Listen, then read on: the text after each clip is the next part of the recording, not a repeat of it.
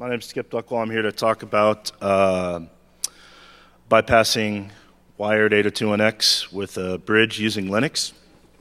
So I'll just kind of get right into it. Oops, it's not. Oh, God damn it. Is that pushing slides? There we go. All right, so I've been working with Linux since 1993. It's a really long time, back before there was a 1.0 kernel. Unix admin by trade. I transitioned to IT security a while back. Got a whole bunch of initials after my name. Missing 12 letters, so I think the new certs I go after are probably going to try to go for some of the oddballs like Q. Picked up X a little while back, but anyway, I work for Northrop Grumman on a team that does full scope penetration tests. So anyway, let's just go over some basics here. The objective is to introduce onto a network that is secured with wired 802.1x, a device that we can inject traffic with, communicate with, interact with remotely, and that is undetectable to the people who run the network. Because let's face it, if they could see it, it really wouldn't be much fun to play with. So what do we need? Linux box with 2 network ports, an extra network cable or 2. This uses an existing workstation with an existing authorized connection, and a box off in the ether somewhere that we use to handle callbacks. So you can actually use a laptop with 2 network cards, little USB Ethernet cards in them. The upside is they're x86 based, so you don't have to worry about any cross-compiling or anything like that. You can use Backtrack, but this monster is a little hard to hide under somebody's desk. So somebody would figure it out pretty easily. But if you had to do an in-person demonstration walking into someone's conference room, just jacking yourself in, it could be a pretty effective presentation device. So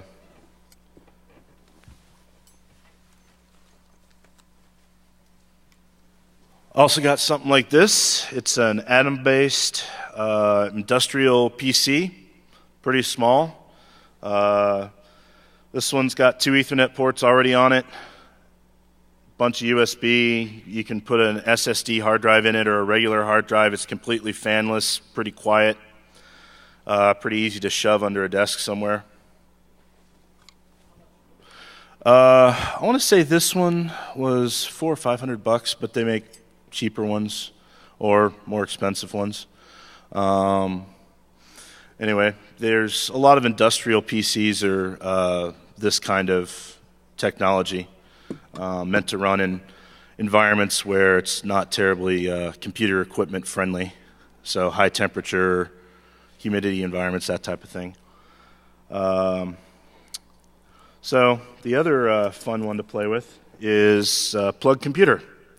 This looks like kind of a big wall wart, and it's based on an ARM CPU, runs Linux, and it's fanless, and if you saw this on the floor with another cable coming out, you probably wouldn't give it a second thought if it was shoved under someone's desk. And I've got it plugged in line, but you can also get on the photo, you see the little dual wall port. It just looks like a big wall wart. You put a sticker on it that says air freshener or something like that, and yeah, alarm company, that's a good one. No one will really know the difference. So for the x86 implementation, this is actually what I got working initially. I used Backtrack R4. Yeah, I know 5 is out, but I had it working on 4, so haven't gotten around to 5.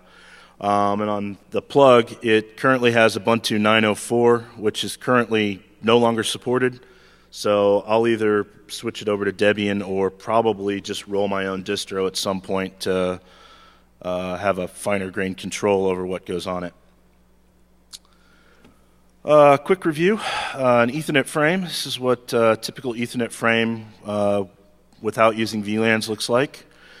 It communicates to other devices on the wire using destination and source MAC addresses. And typical Ethernet traffic is either the Ethernet frame that encapsulates a higher level packet or ARP. ARP is the address resolution protocol. It maps IP addresses to physical hardware addresses. It's a question reply protocol. It's typically somebody will yell out on the local segment who has 192.168.1.1, and the 192.168.1.1 will reply back directly to the person asking the question, I'm here and this is my MAC address. To keep the ARP traffic from getting completely crazy, for every packet that gets sent out on the wire, there's typically a local ARP cache on the at the higher level on the local machine. The ARP caches typically on Windows XP would last up to 10 minutes. On Vista 7 2008, it's a random interval between 15 and 45 seconds. And on Linux, typically it's 60 seconds, but it is tunable. IP address, or IP protocol. IP encapsulates TCP, UDP, and it uses IP addresses to communicate with who it needs to talk to next. So what happens if a destination IP is outside the local network? Well, the packet has to get routed. There's a local routing table on the device that decides what needs to happen to the packet once it leaves the device. Typically, the only networks that a local device can route to directly are on the local segment it's on. To go outside that, you typically forward to a gateway. When an IP packet gets routed to its next hop, the local machine will check the routing table, figure out what the next hop router is. It will check its local ARP cache to see if the MAC address is known for the next hop. And if it doesn't know it, it will ARP for it, store it in a local cache, and it'll construct the Ethernet frame, and the frame gets fired off down the line. EAP is the Extensible Authentication Protocol. It's not really it's a framework. It's not a standard. More like guidelines. Everybody tends to implement kind of their own little thing. There's 40 or so. The big ones that we're concerned with is EAP TLS and EAP over LAN, or EPOL. EPOL is what is used to authenticate using 802.1x. 802.1x is an IEEE standard for port-based network access control. It's got three pieces.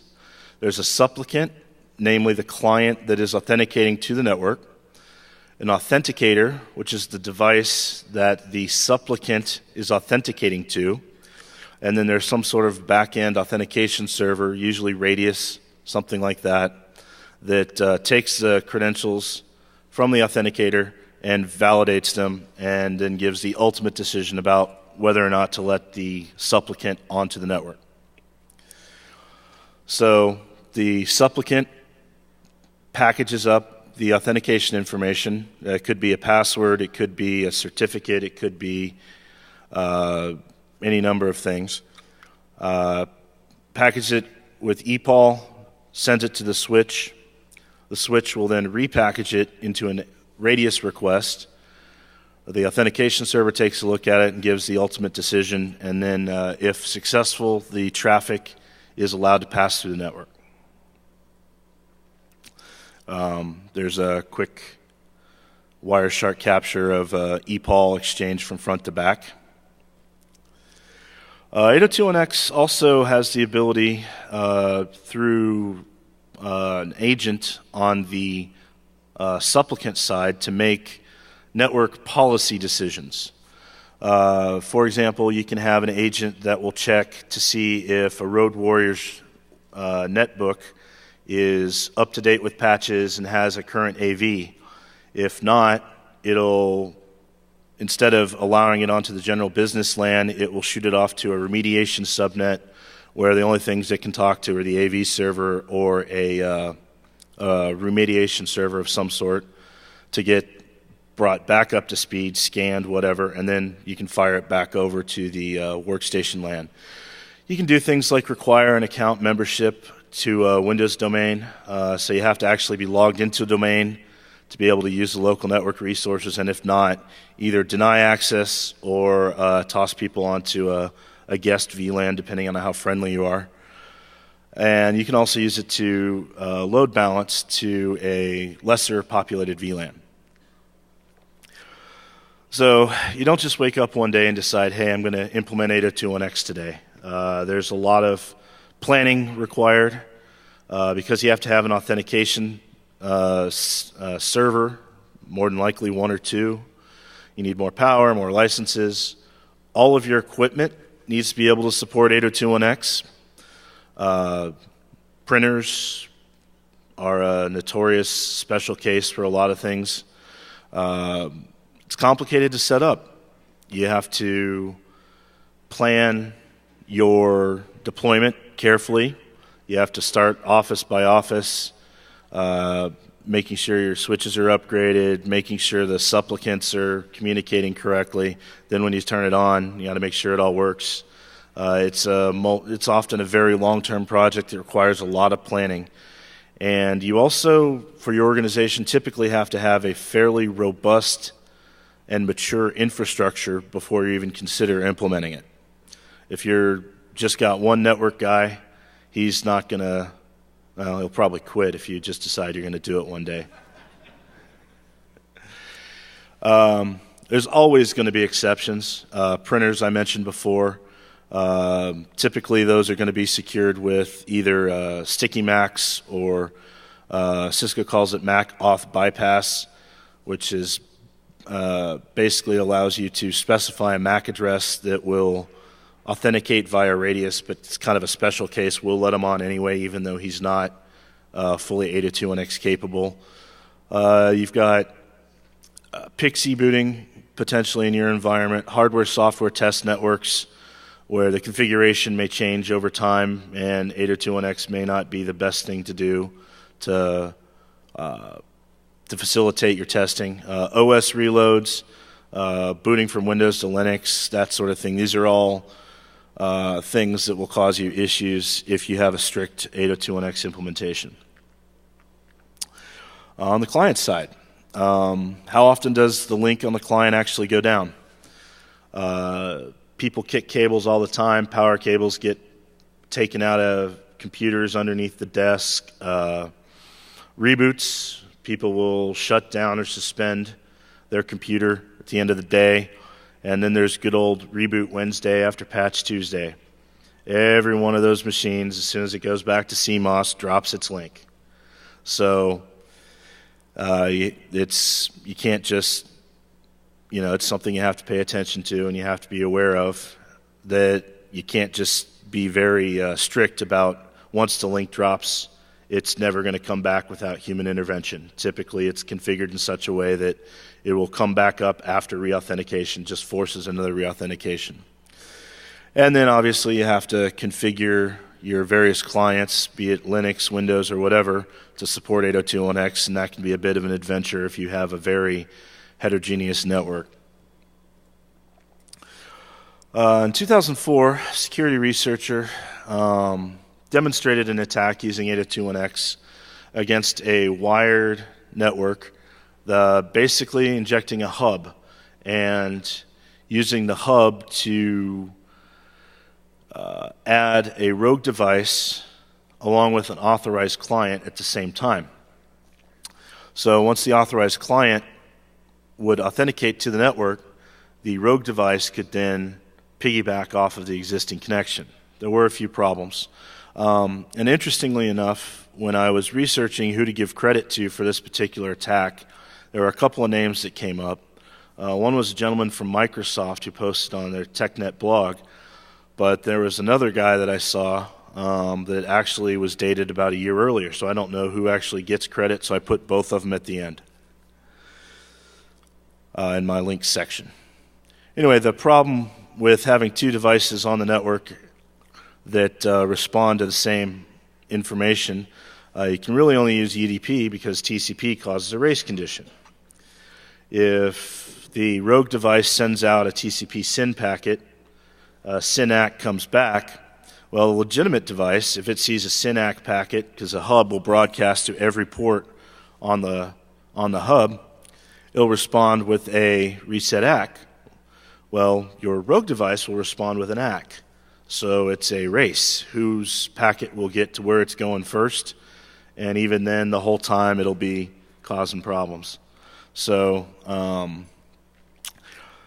best thing to do is improve on the existing classics. Nobody ever really has any new ideas anymore. It's all improving on existing things. So you can't really go to the store and buy a hub anymore.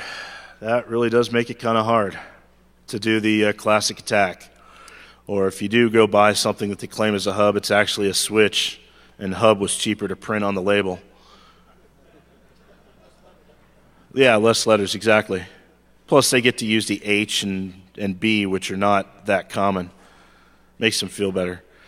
We want to be able to use TCP, or for that matter, anything. And if you have all sorts of weird traffic going on the network, such as having a rogue device or two devices responding to the same types of traffic, that can raise some flags if you're paying attention, that sort of thing.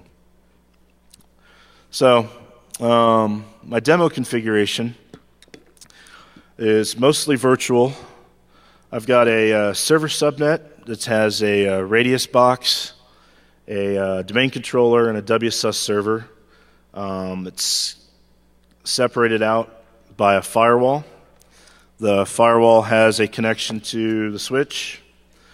The switch also has a connection to a Windows 7 virtual client. So once I get everything hooked up, the Windows 7 client will authenticate to the radius server. The switch will let it go hot, and away we go.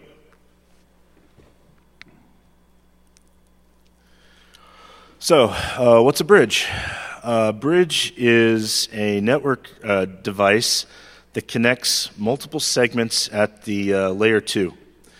There's an IEEE standard, and a switch is essentially a special kind of bridge in that it has multiple ports. So to use a bridge in Linux, there is a kernel module. It's integrated into the 2.6 series, but it's also available, I believe, for the 2.4 as well.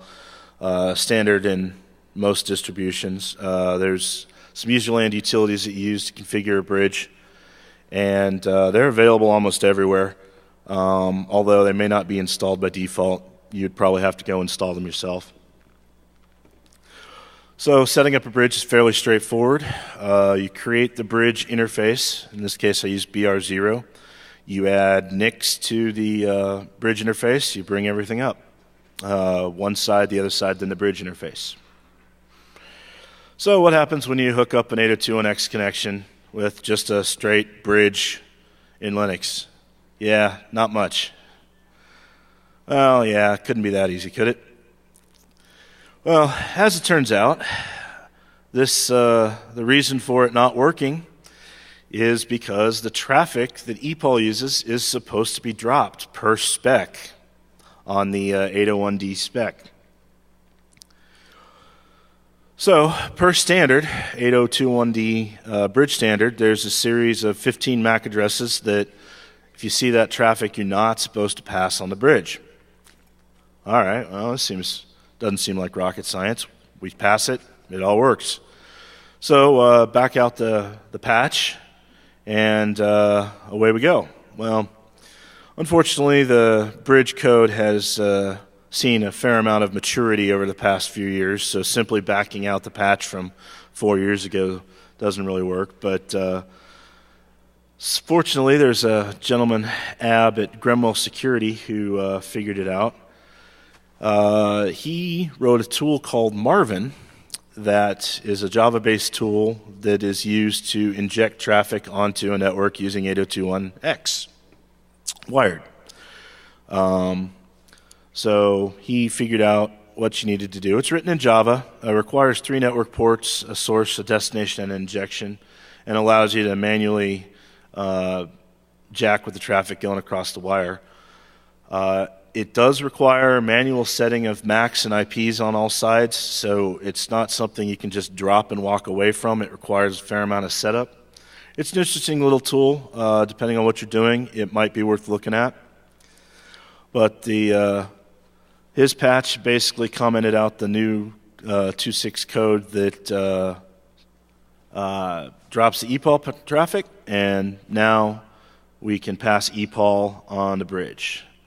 So it's pretty easy to get the transparent configuration going.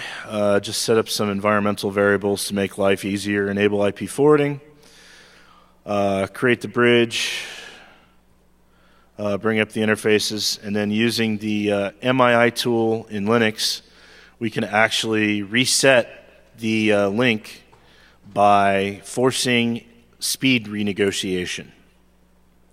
So it actually will physically drop the link and bring it back up so we can simulate disconnecting the cable remotely. So that's pretty cool. Let me get my VM set up here. Any questions about anything so far? Wow, you guys still hungover or something? I was expecting a little more boisterous audience or something.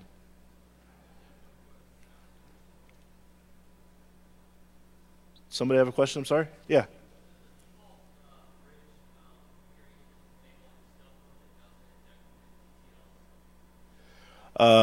Yeah, since the bridging by default is done at layer 2, it doesn't know anything about what's going across the wire. So it just blindly forwards traffic from point A to point B.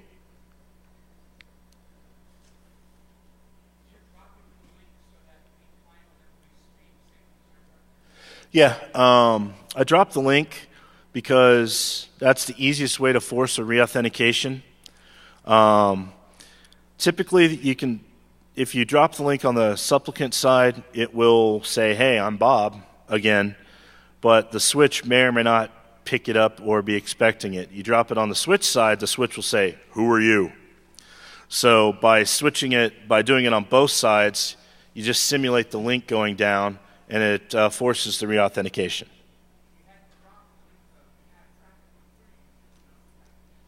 Correct.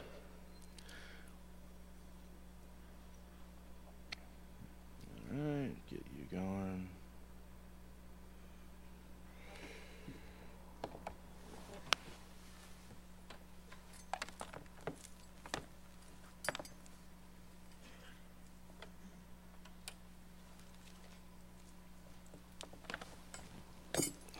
Sorry about this. Had a little bit of...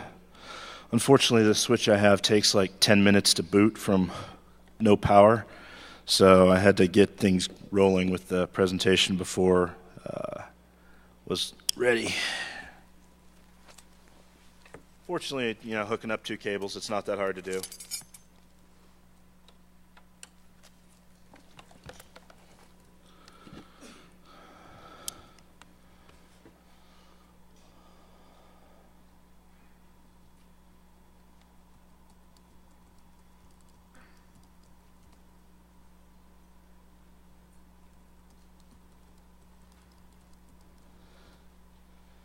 Any other questions while I'm getting this thing going?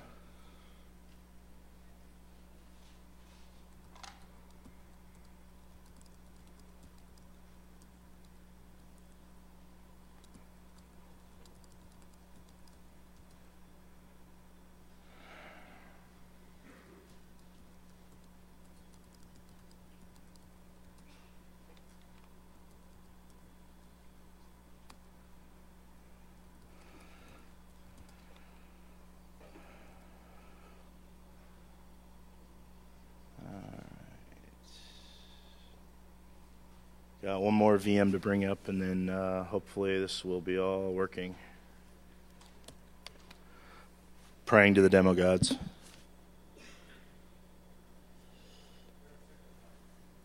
Yeah, they are. Actually, yesterday when I was setting up the demo, I ended up separating the USB dongle from the USB portion on one of the 4 adapters I brought. I need 3 for the demonstration. That was a little stressful.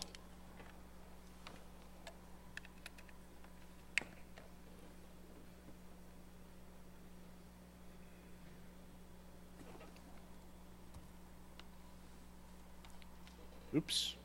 Yeah, damn it.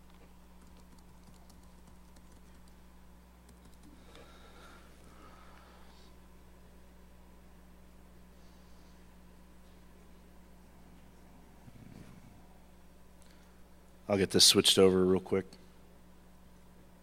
as soon as the machine gets finished booting. All right, where are we? All right.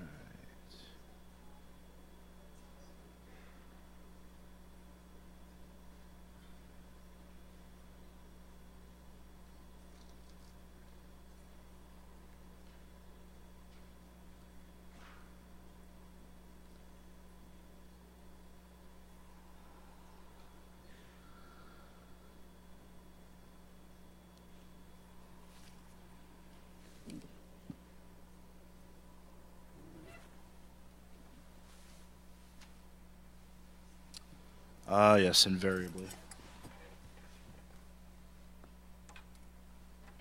I'll tell you what. There's really not a lot to see with the transparent demo. I plug it in, it works. We'll get to the pre-populated one, and I'll get this thing figured out. One of the ports is not behaving right, so I got to SSH into the switch and get that fixed. But anyway, it's fairly straightforward. You plug it in, it works. The interesting stuff is later on when you interact with the device remotely.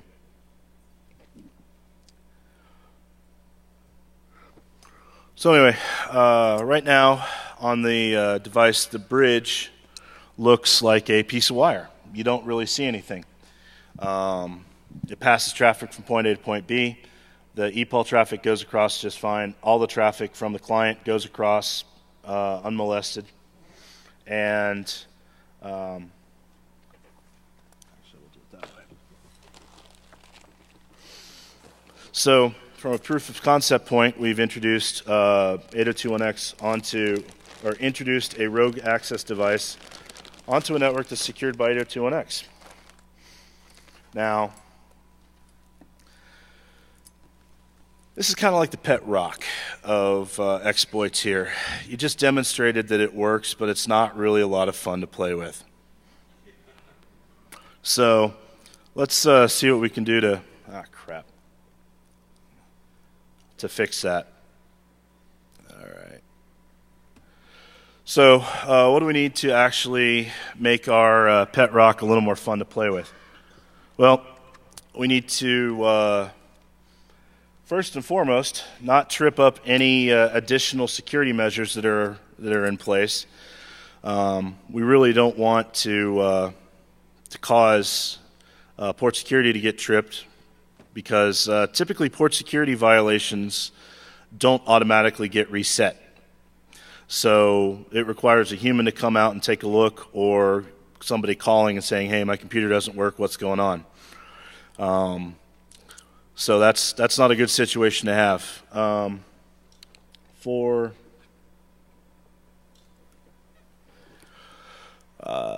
We also want to make sure that we're natting all of our traffic so that it looks like we're coming from the computer whose connection we're piggybacking.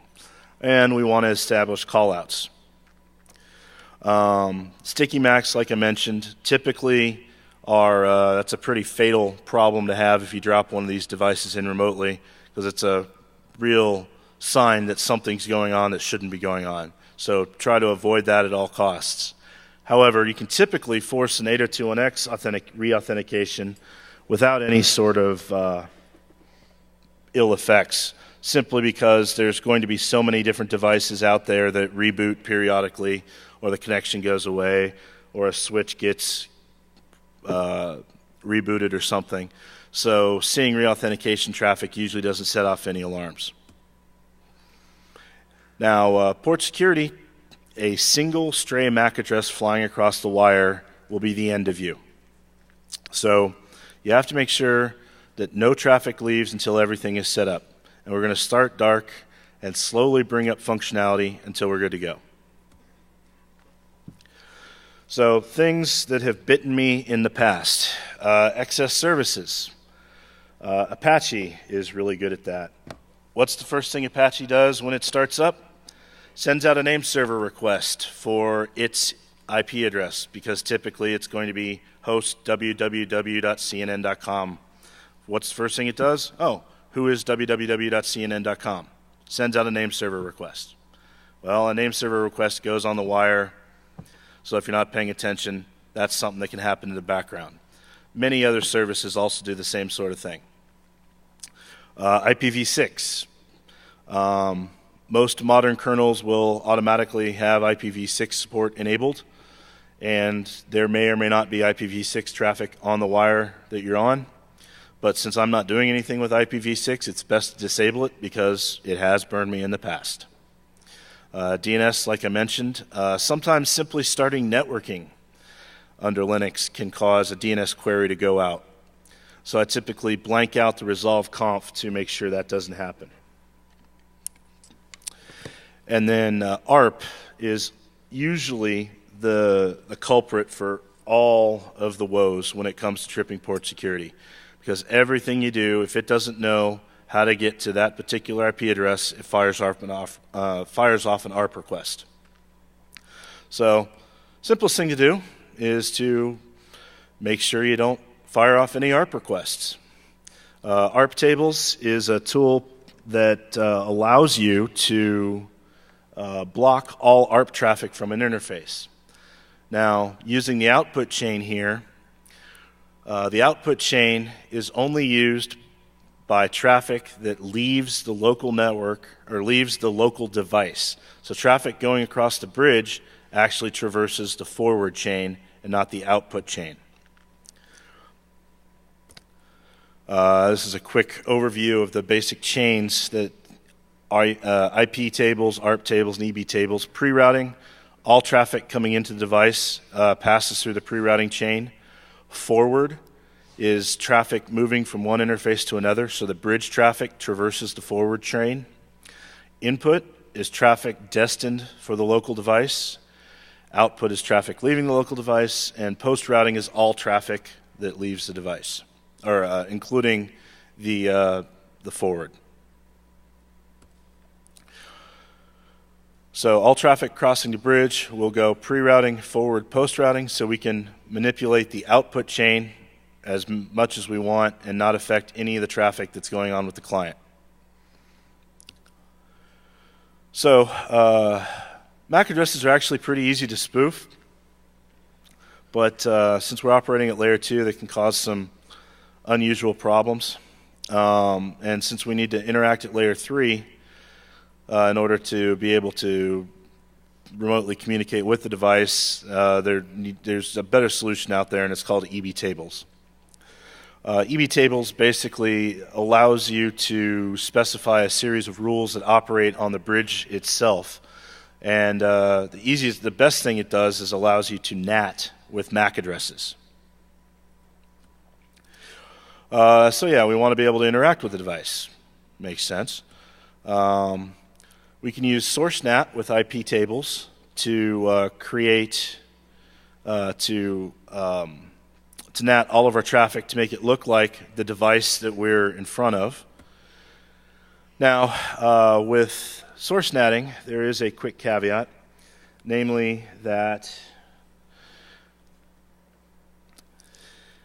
in the most modern TCP/IP stacks, connections are tracked internally by source IP, the tuple, source IP, source port, destination IP, destination port. Since we're stealing a client's connection, if we interact with the same device that our client that we're stealing is interacting with, we're automatically matching potentially 3 out of 4 of the connections. So if we're going after the local domain controller on port 135, we're matching the source IP, the destination IP, and the destination port. So the source port is the only source of randomness that we have left to play with. So what would happen if we actually jumped all over a connection? In all honesty, the connection would probably reset and things would move on to normal, but it would be weird to stomp all over an active client's connection, and it's not terribly stealthy. And in the theoretical world, we have basically a 1 in 64,000 chance of stomping on a connection that way. However, Microsoft, in their infallible wisdom, thought that 64,000 ports was just too big of a number. So on 2000 and 2003 and XP, TCP and UDP source ports would pretty much always be in the range of 1025 to 5000. That is less than 64,000. You actually have, on an active machine, a really good chance of stomping all over that. Plus, if your traffic, when you NAT out, uses port 6000, that's weird, because all XP in 2003 traffic will be from 1025 to 5000. And then Vista 7 2008 uses 49.152 to 65535. So what we can do is we can specify ports that we use with our source NATing so that we will restrict our traffic to be in a particular range. Now, in this particular example, I'm restricting it to 1,000 ports and assuming we're going after a Vista 7 2008 client. And it's in the high end, so the average, unless you're on a machine that has seen a lot of activity, you'll occasionally run into a chance of stomping all over it, but hopefully you won't. We can use destination NAT to create a virtual service that only we can connect to. So by SSHing to, say, port 9876, we can have the IP tables pick off that connection and redirect it to localhost 22, and we can SSH into the device that we're using. So we can use this as a call to the machine. So you SSH to the client, and the client computer will never see it. It will get picked off by the bridge. And we can further restrict that by putting a source IP address on the statement there, so that only traffic coming from one particular IP or a series of networks or whatever you want. So if anyone else tries to go to that port, it'll just go right to the computer and won't see anything. We can also set up a reverse shell where we have the bridge call us. And in all honesty, this is probably the safest way to go, because if you're in a network that has 802.1x, you're probably going to not allow random traffic from the outside world directly to your workstations. So it would be best to call out, but I've implemented everything both ways to just demonstrate the technique. And there's plenty of ways to phone home: SSH, OpenVPN, Netcat, whatever. It's all good. So we need a layer 3 IP address in order to do any of the translations with the bridge. I chose something in the 169.254 reserved IANA range, because this is the range that you will self-assign if you don't have access to a DHCP server. So in other words, it's something you should never see flying across the wire. You're not going to be screwing with their IP space. You shouldn't have any problems interacting on the wire. Before we get too far gone, I want to mention that I haven't found a good way using this device to actually interact directly with the client behind the bridge. you run into little problems like, since I'm stealing his network connection and I'm behaving like his IP address, what source IP address do I use for any communication with him? I mean, I could set up a remote one and then just filter out all the traffic, but you need to make sure it's something that, you know, he wouldn't want to visit on a normal basis. It's really kind of a pain in the ass. So I haven't found a good solution to it. So the current scenario, we've got since our group does full scope pen testing, we've got folks walking around inside their building, you know, pretending to be employees, doing all sorts of fun stuff. So they managed to give us a printer config. So we're going to take the information on the printer config, because if you've looked at any network printer configs, they've got MAC addresses, IP addresses, network information, all that stuff, and pre-populate one of our little devices so that we can imitate the printer and then interact with that device. So once again, set up some shell variables, switch, set up the MAC addresses, set up the IP addresses, the network range, the interfaces that the bridge is using, bring up the bridge, start IP tables and ARP tables in drop mode so that no traffic will leave the device while we're configuring it. One of the interesting side effects of creating a bridge in Linux is what MAC address gets assigned to the bridge. It's actually either the highest or the lowest MAC address. I can't remember which one it is, but invariably it's going to be the one you don't think it is. So I have a line in here using MAC changer to force the bridge IP to always be the switch side interface. That way, moving forward, we always know what to use in our rules. So we bring up the bridge interface, we add the local network via the bridge, we set up the default gateway, and we use the post-routing EB tables rule with NAT to NAT the MAC address of the bridge to the MAC address of the computer. So now all Ethernet traffic, all Ethernet frames look like they came from the computer behind us. There's the IP tables rule to set up the destination NAT. There's the source NATing rules that for TCP, UDP, and ICMP start up an SSH server, which is listening, I believe, on the bridge itself. And then we drop the ARP tables and the IP tables rules. And now we can interact with what's going on the wire. So now, I think I've got everything set up.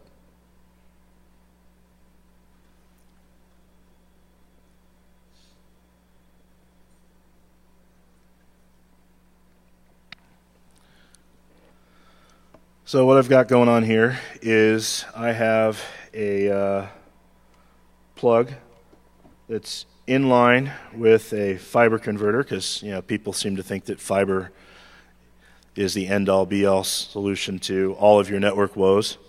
You can't man in the middle of this stuff, right? So I've got the fiber going to the switch, the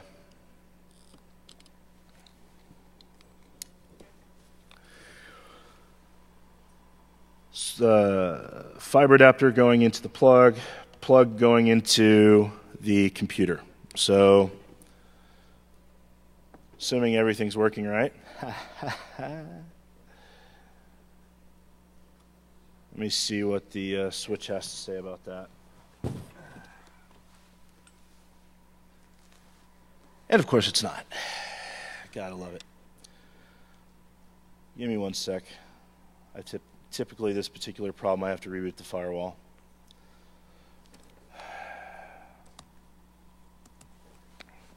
Don't you love it when demonstrations go smoothly? So anyway, while I hopefully try to debug this, anybody have any questions so far? Anybody still awake?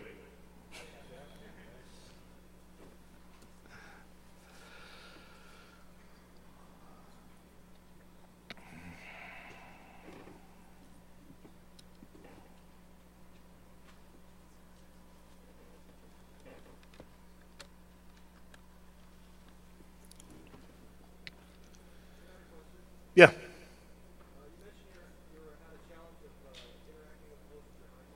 Yes. Yes.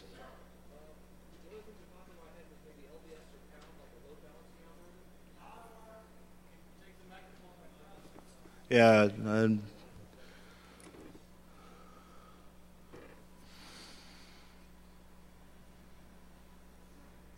Hello? Yeah. I guess I should repeat the question. I'm just too quiet. I'll eat the mic.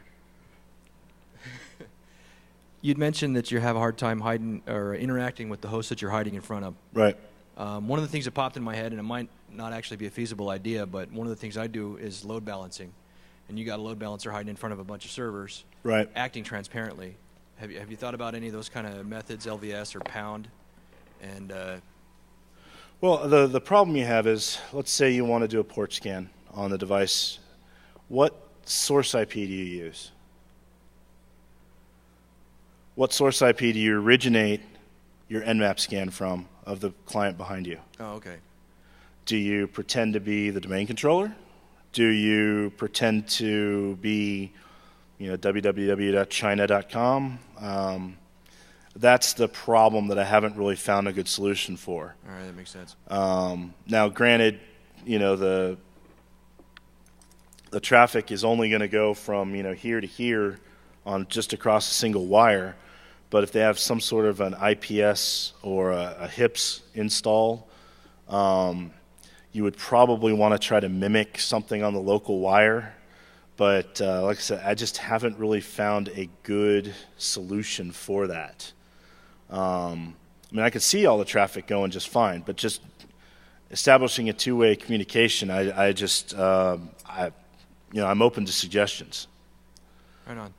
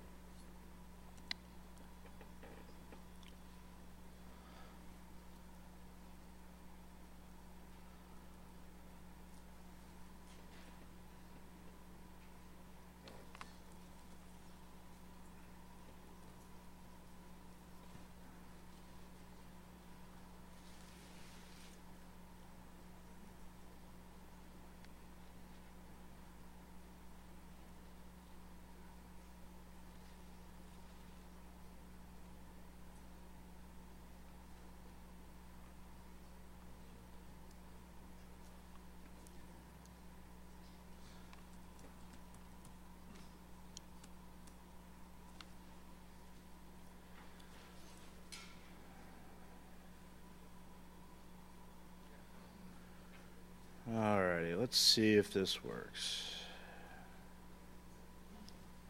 Got time for a comment or no? Yeah, go ahead. On that,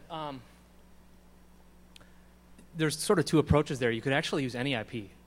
Yeah, If you that's the wanted, thing. right? You You can use any IP. Then it gets a little bit more complicated with your IP tables and EB table stuff. But Right. you could also just pick any IP that's on the local subnet there, Yeah. right? It's those are the two options you're sort of limited to. Is Right. If you want, Well, and my big concern is I don't want to do something on the local wire that would potentially adversely affect anything going on. So, you'd have to limit it to a particular series of ports and things like that. Plus, I wouldn't want to run afoul of any sort of like host intrusion prevention system, something like that. Because if they only allow you to talk to local networks or something like that on the client or the client firewall or something like that, you could run into some problems. It's like I said, I haven't found a good solution. There's a bunch of okay solutions. Sure.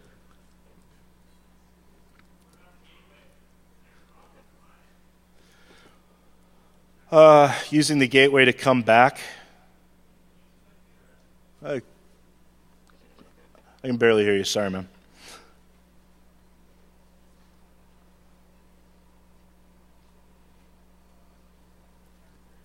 What about using the gateway of the network that the client's on? The gateway rarely talks directly to the client. Well, but the problem is, if you communicate with the gateway, the traffic's just going to come right back to you because you're in line. But use its IP address.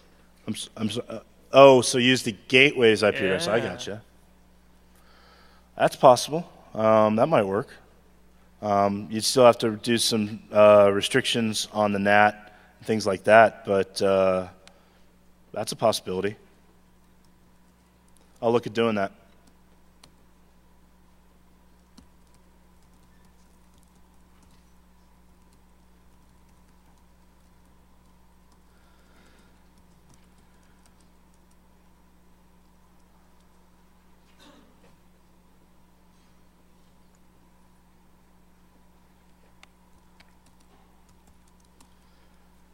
Oh, guys, I'm sorry. This demo is just not going as planned.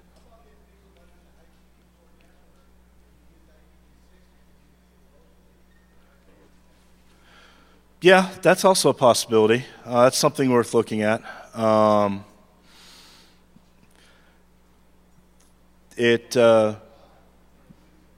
Yeah, I mean, you're depending on the client actually using IPv6 to be able to respond to it, but most Windows clients actually by default, unless you go in and change it, won't do anything. But yeah, all right. This is going to be one of those days the demo gods hate me.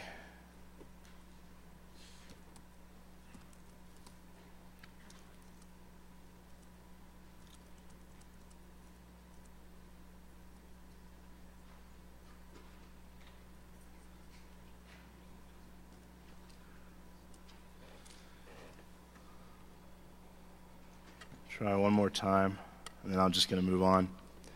Sorry, guys. Unfortunately, watching traffic go across a wire in a complicated setup's kind of not really much to look at anyway. Yeah. Yeah, I typically drop both. Yeah, the connection will still stay hot. Yep. And then the client, when it comes back up, will probably send a reauthentication. The switch goes, yeah, okay, you're still good, but thanks for telling me. Yeah.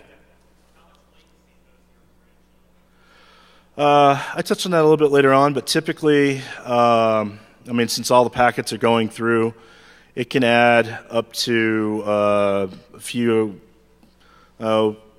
tens or possibly hundreds of milliseconds, depending on how much traffic is going through.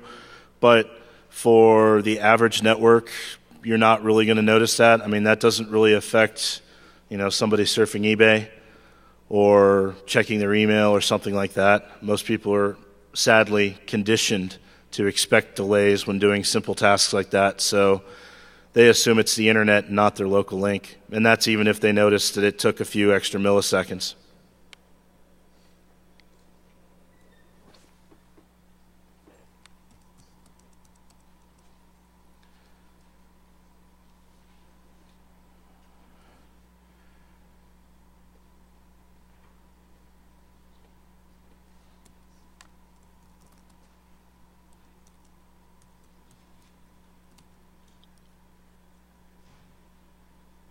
Oh well.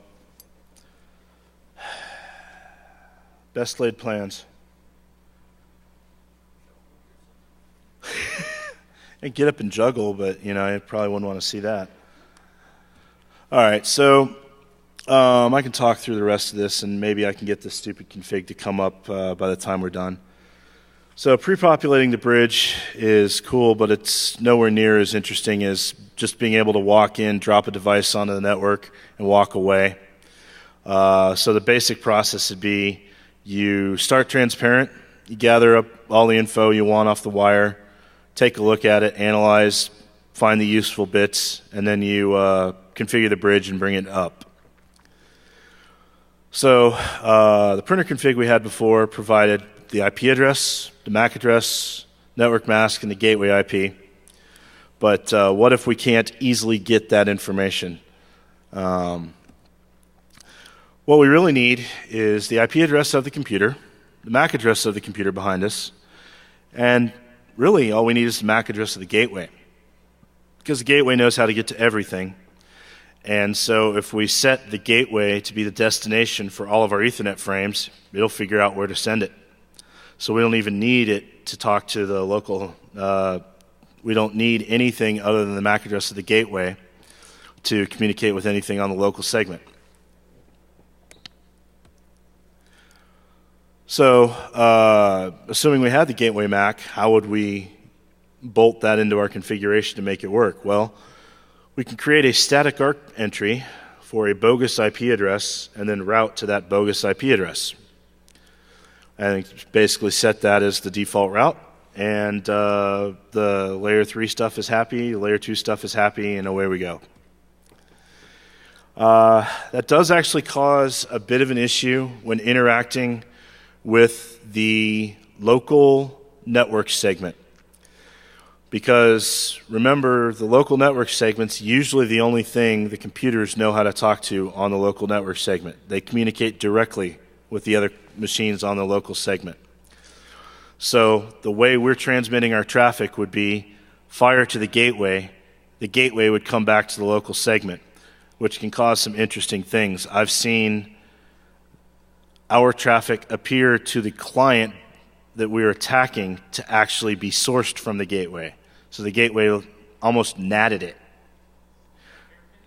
Huh? Yeah. But the traffic goes out that way, but it comes directly to us, which is an interesting little side effect of what we're doing. We can fix it, but I'm of the opinion that if we're on an assessment and somebody figures out that something weird's going on based on local MAC addresses on a local segment, I think they got their shit together. I think that's a safe assessment. So anyway, for a typical network, what sorts of assumptions can we make? Since 802.1x is a big, hairy, complicated beast, it's probably safe to say that your average mom and pop 5-computer shop is not going to be implementing it. So it's going to be fairly robust infrastructure. There's going to be a server subnet or network. There's going to be a workstation subnet. There's probably some sort of a firewall or a router in between routing packets. Network services such as Active Directory, DNS, web, etc., in all likelihood are not going to be in the workstation segment. So we can use that later on. So if we watch the packets crossing the bridge, what sorts of traffic would we expect to see? Obviously, anything UDP, ARP, TCP, but what would be most useful for gathering the information we need? Once again, we need the computer's MAC address, the computer's IP address, and the gateway's MAC address. Well, UDP, DNS, there might be some worthwhile information there. The problem there is sometimes, depending on the firewall configuration, the local firewall burb could actually act as the local segment's DNS server.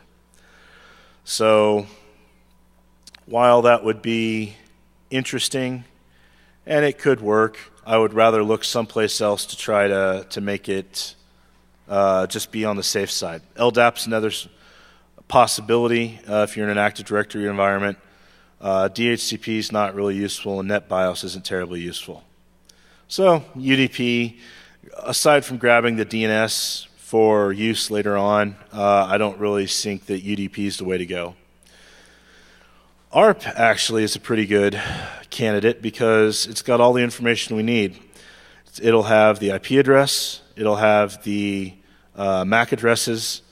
The only problem with that is you have to, the way the questions are structured, it asks a question and it says, who has this IP address, tell this other guy. And then ARP will respond to that other guy, I'm here. Well, you can get the MAC address from the reply, but in order to figure out who asked the question, you have to go back and look at the question itself, so it's kind of a two-step process. It can be done. And on a local network segment, it's probably a fairly safe guess that if you captured 50 or 100 ARP packets, that the gateway is going to be the most ARPed for item on the local network. Because that's where, assuming you're on a client VLAN, that's where most of the traffic is going to go. Now, you could run into problems if there's services being offered up on the local machines, or there are file shares among the workstations or things like that, which is why I can't really give ARP the official seal of approval, but it does work fairly well. So it works. I've implemented it. It might not be it seems to be the fastest way, especially given the fact that local networks will ARP out fairly frequently, every 15, 45 seconds for modern Windows OSs. So you can typically get it up and going fairly quickly in a matter of a couple minutes of just sitting and watching. But I think TCP is actually the way to go, because you can get everything in one packet. So if you send a SYN request and you're in an Active Directory environment, you send a SYN request out for Kerberos or web or whatever, it's going to have the source destination, the source MAC of the computer. It'll have the destination MAC of the gateway because it's going outside the network, and it will have the IP address of the client behind it. So you can actually pick off everything you want just by grabbing one packet. And just coincidentally, a cold boot of a Windows box on an Active Directory network sent out 600 or more TCP packets to the domain controller immediately after booting up. So there's a lot of traffic if you can force a reboot. Plus, every 15 minutes or so when the Kerberos tickets expire, there'll be another burst of traffic. So as long as you're patient and willing to leave the device up for a while and you're on an Active Directory environment, you'll get all the traffic you need to be able to self-configure. But, like I said, it takes a little while.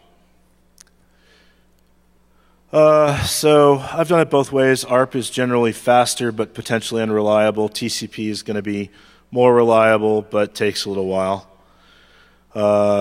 To implement it with ARP, you just capture a bunch of ARP traffic, do a little gymnastics with Unix command line to capture file. You read from the capture file, you grep for the questions, you grep out the information, you sort it, you count it, you sort it in reverse, so you get the top number of the top item that was ARPed for on the local wire, and then you can, using that information, go back into the file and figure out who asked the question so you can get the last piece of information you need.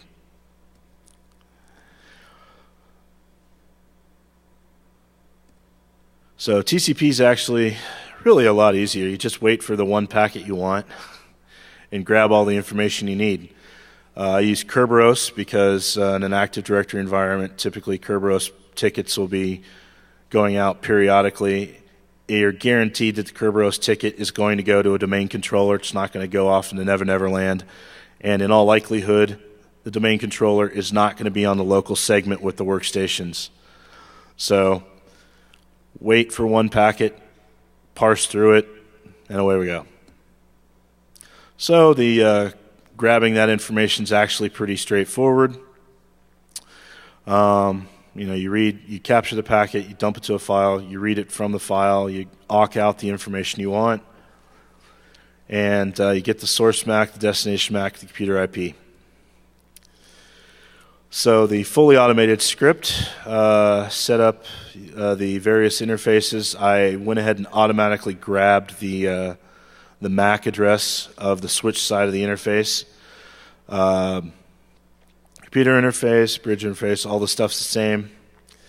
Bring up the bridge, switch the MAC address, reset the link. So at this point, we're up transparent. So now we wait with the TCP dump line until we see a Kerberos packet fly across the wire. We then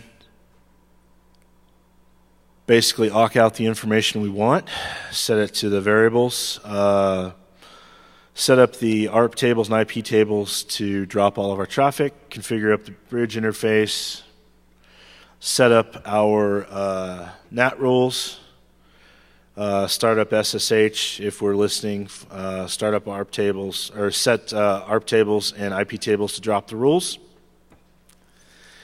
And once again, we're still not, unfortunately, going real well with the demo. I'll see if I can get it working here in a few minutes. But I'll just kind of press on through since things aren't going well on the demo side. So is there any good way of detecting whether or not this is going on the local wire? The answer is probably not. Yeah, user awareness. The same guys that bring in laptops from home, bring in picture frames pre-infected with malware to plug into their computers. The ones that leave the badges, piggyback, do all those things that users aren't supposed to do on your network. They're probably the best people to figure out what's wrong in their cube.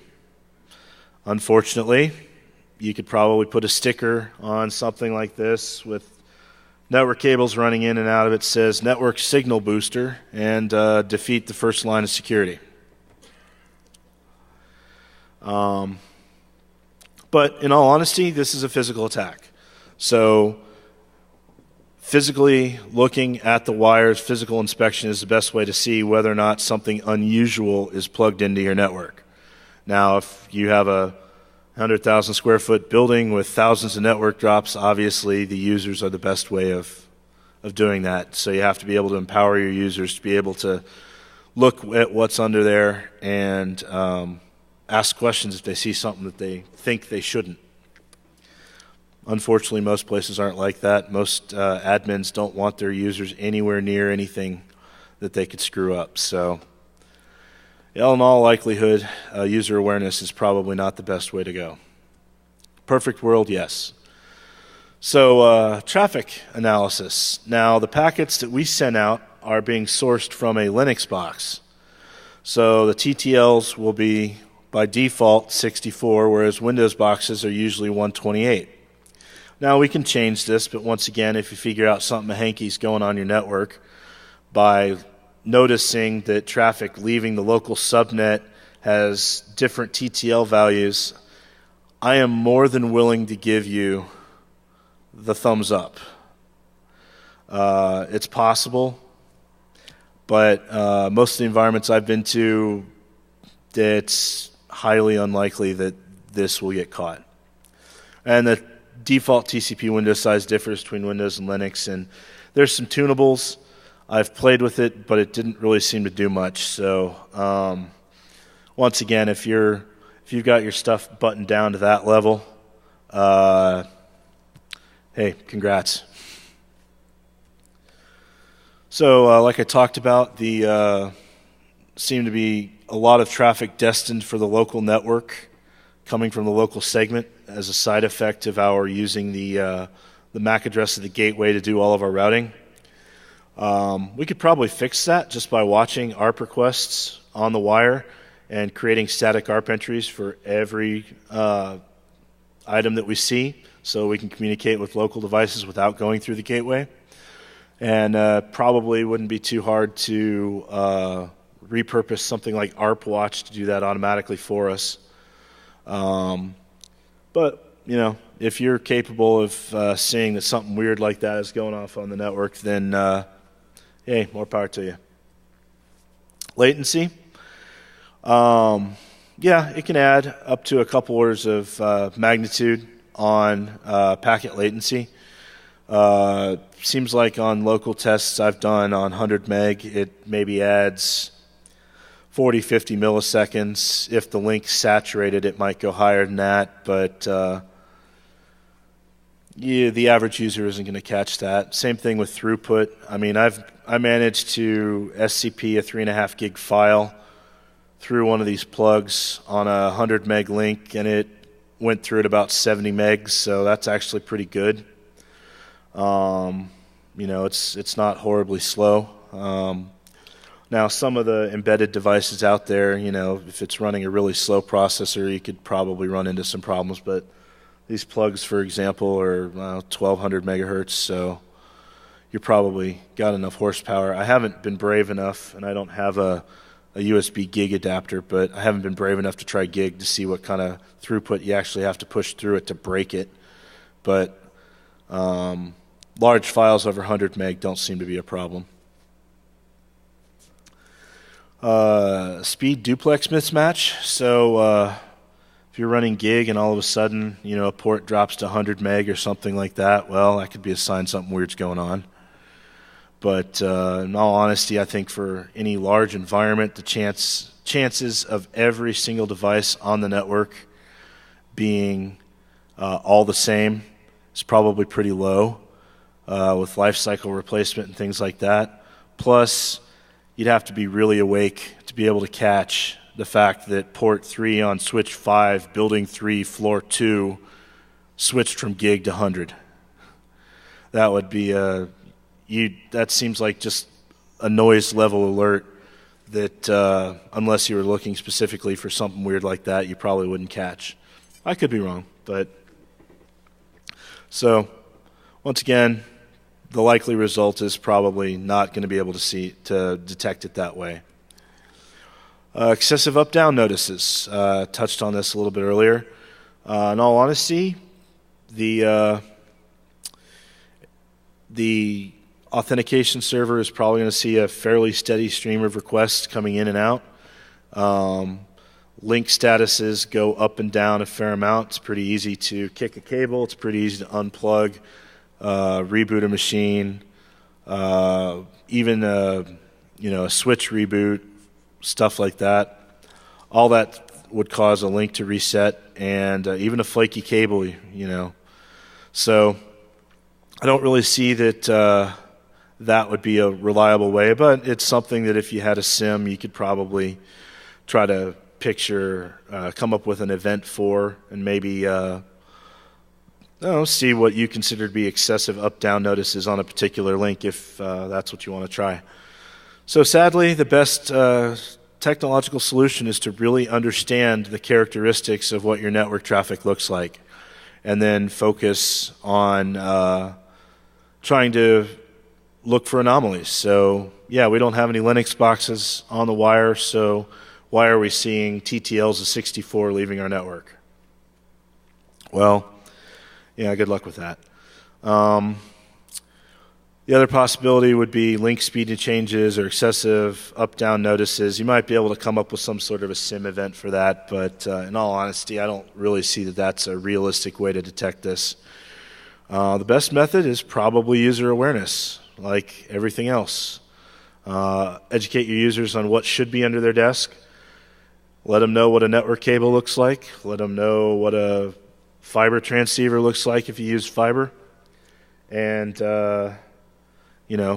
let them understand and be a part of your security, Incorporate it into your annual security refreshers or your monthly refreshers as necessary, and encourage them to ask questions. And, the problem is if you find one of these devices on your network, you should probably be pissed off, but you should really be pissed off about how it got there and not the fact that it is there. Because someone walked into your office, walked past the guards, walked past the secretary, walked past the users, walked into somebody's cube, monkeyed around underneath somebody's desk, and put one of these in, and nobody raised a flag. So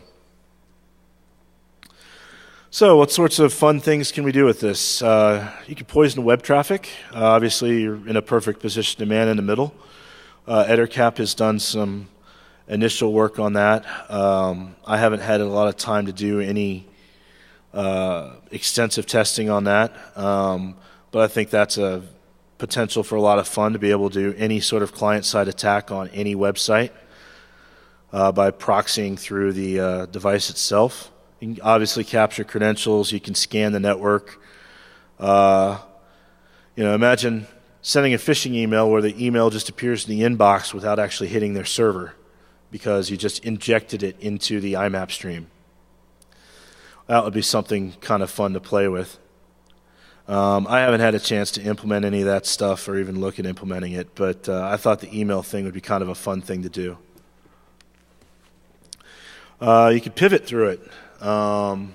If you set up an open VPN call out, you have a full connection, you can route traffic through, you're already set up to NAT, you can do whatever you want with it. And plus you're blaming the guy behind you.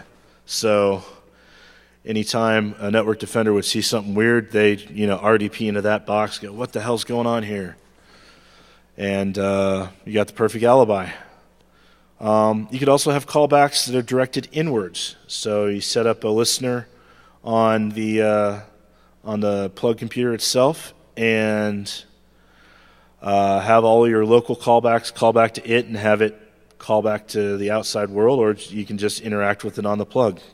Or if you're using one of these, you have a full backtrack distribution available to you, so you can do anything you can do with backtrack on the thing remotely.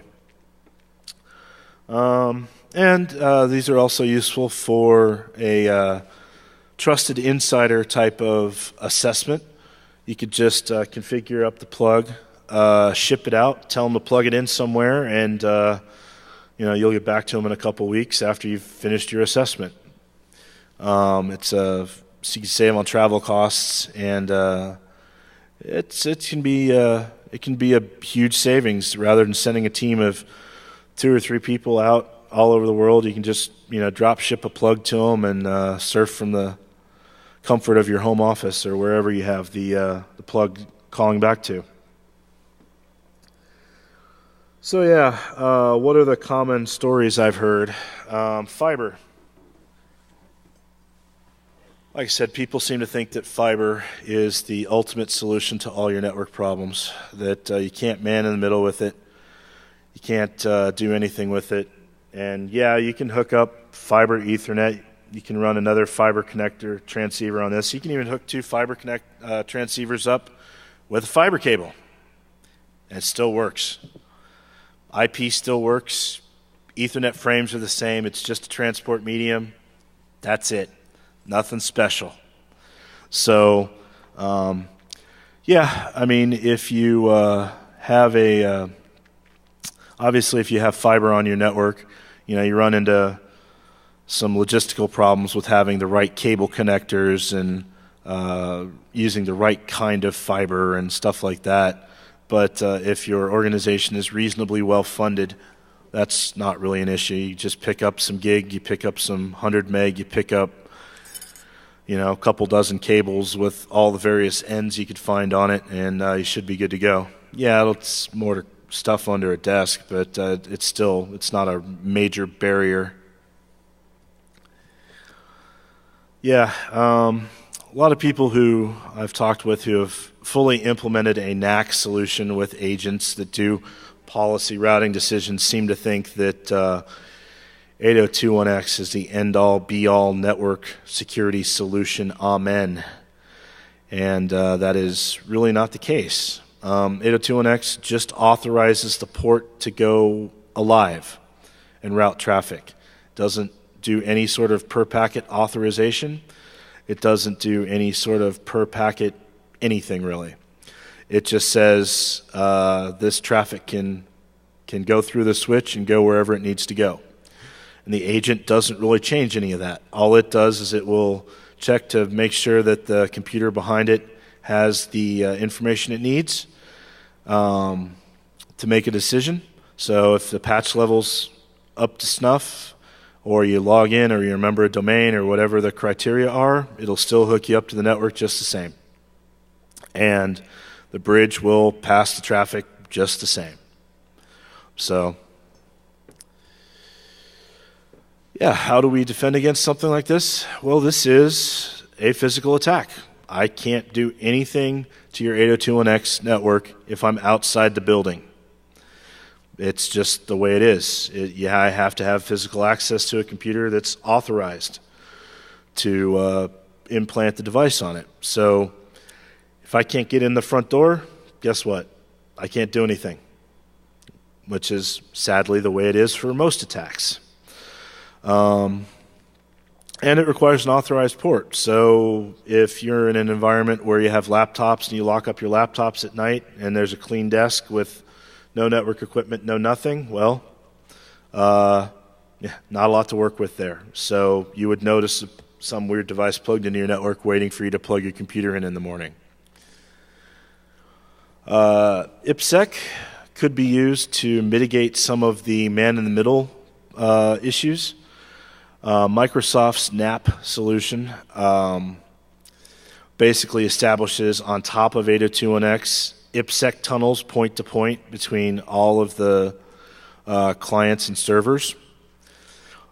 So you wouldn't be able to man in the middle easily any of that. Or in all likelihood, you wouldn't be able to man in the middle any of that at all. But you still have to connect to the internet. And unless you route all your traffic through a proxy over an IPsec tunnel, you're still going to have web traffic and stuff like that that goes out in the clear. So there really isn't, I mean, aside from locking your doors and making sure people know what's going on, there really isn't a good defense for this. So 802.1x is a standard that just gives a yes or no question or yes or no answer to, can this device attach to the network? And is it allowed to communicate on the local wire? It doesn't do per packet authorization. It doesn't do any sort of validation that the traffic is legit. All it does is say, yes, this guy can plug into the network. It makes the port go hot. So one of the things that I wanted to make sure people took away with was 802.1x. It does exactly what it's supposed to do. It's when you start getting all the vendor speak on top that starts clouding what its purpose is and what it does. So anyway, anybody have any questions of the dozen or so people that are left? What's up, man? You want to? Yeah, we got nothing but time. Almost scared everyone off. What's up, man? Hi. Hello. Just a little comment.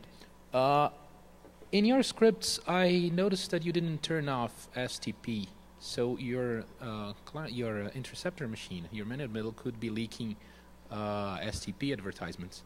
By default? By default, if I recall correctly, it is enabled by default when you bring up the bridge. In older versions of the bridge module, it was enabled. By default, now it is not enabled. It is not, right? Yeah. But it might be useful to put a line on it. Yeah, that's something that I'll look at doing. It gets slightly stealthier. Yeah. Okay.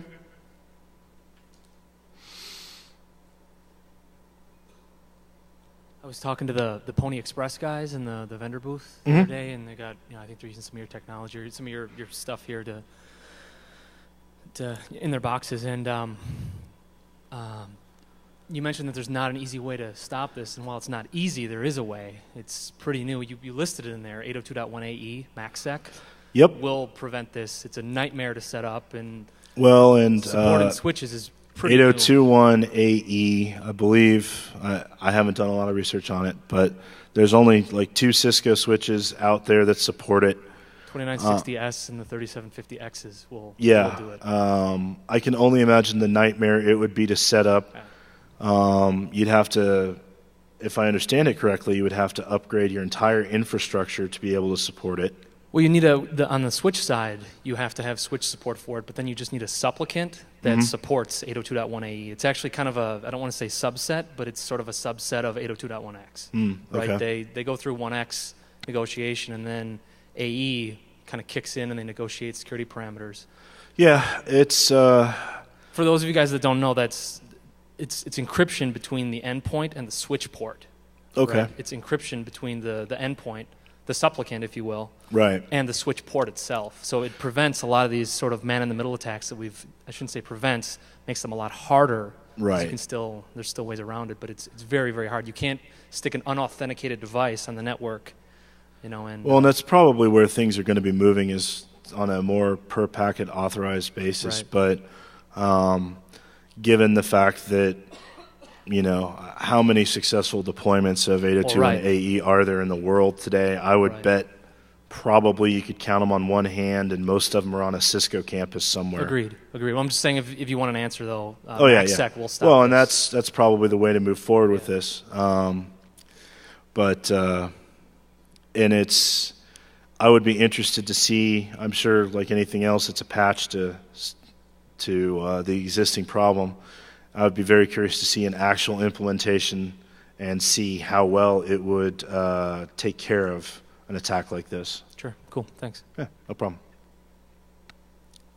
Let me again another remark. Perhaps there is a solution to this, but is as extreme as any other ones that. Could you speak up a little bit? Yeah. Perhaps there is a solution to this, but it's also very extreme.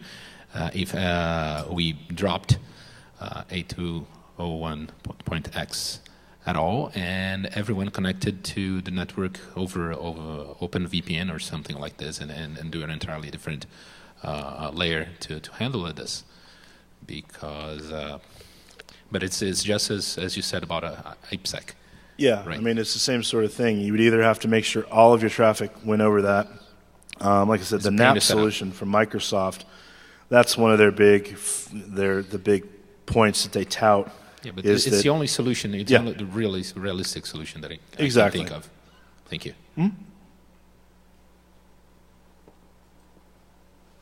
I had a quick follow-up to my previous question earlier. I brought up the TTL thing, and basically what I was wondering was, once you move from fully transparent layer 2, you assign an IP to the bridge, you've moved into layer 3 territory, correct? Well, what happens is the traffic that is coming from the client will always traverse the bridge interface, and it will always be considered transparent. Okay. So the only time that you see traffic that would have a different TTL would be as if it's traffic that you injected onto the network yourself. Okay. So that's interesting. I know. So I've done some similar things in FreeBSD, and it's a little bit differently because if you do as soon as you assign an IP to the bridge, it actually will start. You'll see a TTL difference. But one thing that I do like about FreeBSD that might help out in certain things is I'm not sure if something's available for Linux that does this, but like with PF and DummyNet, you can simulate and spoof latency and TTLs, and so you could actually watch for the TTLs of the client sitting behind and then spoof all of those TTLs. Well, and there's a fairly easy Linux kernel tunable in the proc sysnet IPv4 IP default TTL, I think is, that you could just do. You do the same sort of thing so that you could match up the TTLs, just see what TTLs are on the client. But for the assessments that we do, I'm not trying to be perfect because if they can catch, I mean... The only time I've seen environments where people are looking for that is where they're looking for like rogue access points plugged into somebody's... Well, and it's the same sort of thing. I mean, if you're in an environment where you're actively hunting for rogue devices and, we were able to implant a rogue device and you caught it, okay, that's good for you. The next step for us would be to, match up the TTLs and see if you could find it now. So it'd be kind of a multi-stage kind of thing. But most of the places I've been to, even if they were hunting for, rogue APs, they wouldn't necessarily be looking for it on the wire. They're hunting it down over the air. So they spend a lot of time and effort triangulating and trying to figure out wireless signals and things like that, and not necessarily, watching all the traffic flying across the wire. Yeah. But it's a good point. Okay, and then one last thing. In your previous question about talking about interacting with the client behind the point, have you considered using any scripting to because you're sitting right there, so you can obviously analyze all the traffic between the client and the network. So using tspeedup to like maybe gather some metrics on what IPs, other like neighboring hosts on the network that guy is allowed to talk to, and then spoof those. Yeah, I mean, there's ways of spending, some time to do. Yeah, like you said, you track recon. Conversations for an hour, and you see who he's talked to the most, who he's talked to the least, and you probably would want to try to pick the guy that he talked to the least, so that you don't stomp on anything. But it's for what we're doing, for interacting with the network and whatnot. I figured that not being able to talk to the guy to my right is okay if I can talk to everybody else. Yeah. And make it look like he did. Yeah. Yeah. So that was kind of the approach I took, because it just, if you're on a workstation network, in all likelihood, most of the workstations are going to be configured fairly similarly, so you can get a similar effect communicating and mapping them out than the guy behind you. All right. Cool. But Thank you. yeah, I mean it's worth looking at. All right. Thanks. What's that, man?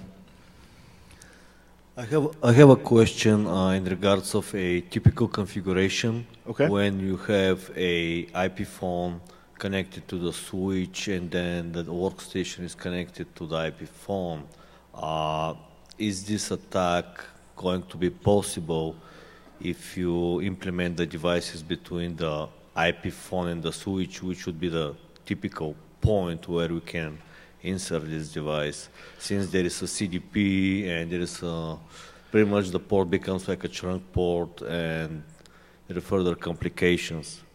In all honesty, I don't know, because I haven't tested it in a configuration like that.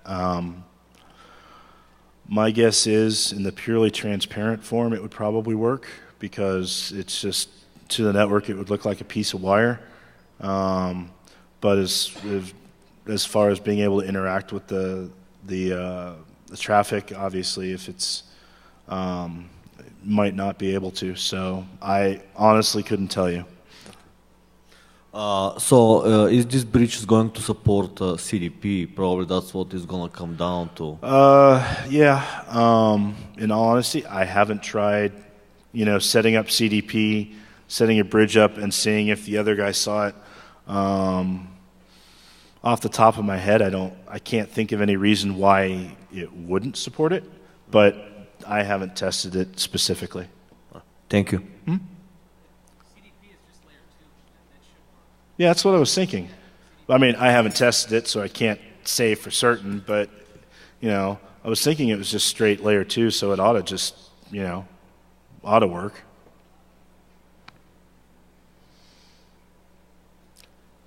Anybody else?